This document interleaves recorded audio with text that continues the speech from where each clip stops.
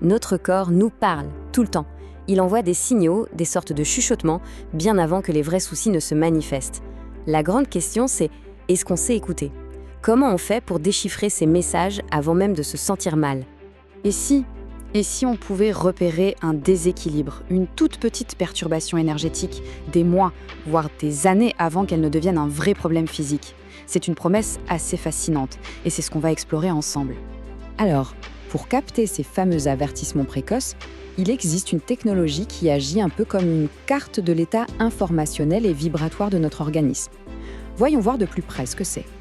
Le concept clé, ici, c'est le bilan énergétique. L'idée, ce n'est pas de regarder la biologie au sens classique, mais plutôt l'information qui la pilote.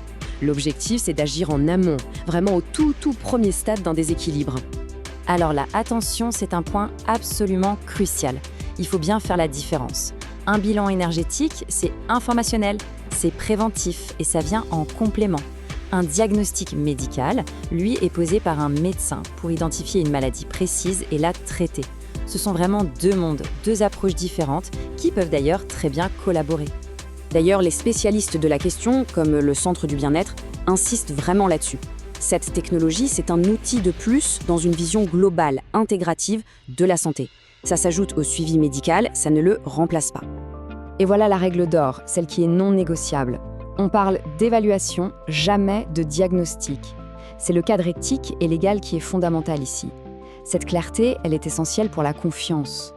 Bon, d'accord, mais alors, comment ça marche concrètement? Comment est-ce qu'un appareil peut écouter des signaux qui sont aussi subtils? Eh bien, la réponse est assez surprenante. Elle vient de la physique quantique. L'image du radar, elle est parfaite pour comprendre. Il faut s'imaginer un système qui n'envoie pas des ondes pour repérer des objets, mais plutôt pour entendre la résonance de nos systèmes biologiques. Il envoie un tout petit signal et il analyse la réponse, l'écho informationnel que le corps renvoie. En pratique, le processus est assez simple. Il se fait en 4 étapes. Tout part d'un casque, qui est en fait un émetteur-récepteur. Il envoie ce fameux signal de très faible intensité. Le corps, de son côté, répond avec ses propres biofréquences. Le système capte cette résonance et c'est là que toute l'analyse commence. Et ce qui est fascinant, c'est la gamme de fréquences qu'on utilise, entre 1 et 9 Hz. C'est incroyablement bas. Mais pourquoi si bas? Eh bien parce que c'est précisément la signature vibratoire de nos tissus. Le système est calibré pour écouter pile sur cette bande passante, là où l'info biologique s'exprime. Ok, donc le système a collecté plein de données. Super. Mais comment on traduit ça en info utile? C'est l'étape du décodage. On va apprendre à lire cette fameuse carte énergétique du corps. Le premier niveau d'information, il passe par des pictogrammes. C'est très visuel. Chaque symbole va correspondre à un état énergétique. Ça peut aller de la régulation parfaite jusqu'à un état de stress dit décompensé, c'est-à-dire un état où le corps a vraiment du mal à maintenir son équilibre. C'est un peu comme une jauge d'énergie pour chaque zone du corps. En fait, derrière ces pictogrammes, on mesure un concept scientifique, l'entropie. Dans notre cas, l'entropie, ça représente le niveau de désordre, de stress. Plus l'entropie est élevée, plus le système est désorganisé, et donc plus le corps doit fournir d'efforts pour rester en équilibre. Le deuxième indicateur clé, ce sont les courbes. Il y en a 2. La courbe bleue, elle représente l'anabolisme, c'est tout ce qui est construction, régénération. La courbe rouge, c'est le catabolisme, tout ce qui est dégradation. C'est l'équilibre entre ces deux forces qui nous donne une vision super dynamique de ce qui se passe à l'intérieur. Et cette phrase, elle résume parfaitement la philosophie de l'analyse des courbes.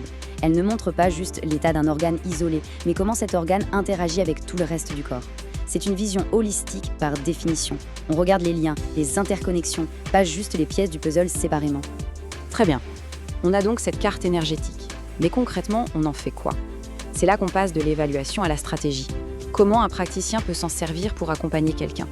Pour un thérapeute, c'est une vraie boîte à outils. Ça permet d'évaluer la capacité d'adaptation du corps, de voir où il lutte le plus. Ça peut aussi aider à révéler des facteurs émotionnels sous-jacents. Et c'est là que ça devient intéressant. Ça aide même à tester virtuellement l'affinité avec des aliments, des compléments. Et surtout, ça offre un moyen objectif de suivre les progrès séance après séance. Au bout du compte, le but, ce n'est pas de réagir à un problème qui est déjà là.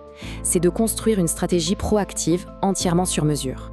L'idée, c'est de donner au corps exactement ce qu'il lui faut pour qu'il maintienne lui-même son propre équilibre. Alors, s'il fallait retenir 3 choses, ce serait celle-ci. Premièrement, c'est une approche préventive. On agit avant les symptômes. Deuxièmement, c'est un outil non médical, purement informationnelle. Et enfin, troisièmement, c'est une vision holistique, qui considère le corps comme un système intelligent et totalement interconnecté. Et avant de finir, un rappel essentiel sur lequel insiste le Centre du bien-être. Les informations présentées ici sont à but éducatif. Elles ne constituent en aucun cas un avis médical et ne remplacent jamais une consultation chez un médecin. On termine avec cette question pour réfléchir. Est-ce que le futur de la santé, ce n'est pas seulement de traiter la maladie, mais plutôt d'apprendre à déchiffrer le bien-être? D'agir non plus pour soigner, mais pour cultiver activement et consciemment notre équilibre. C'est une piste de réflexion intéressante.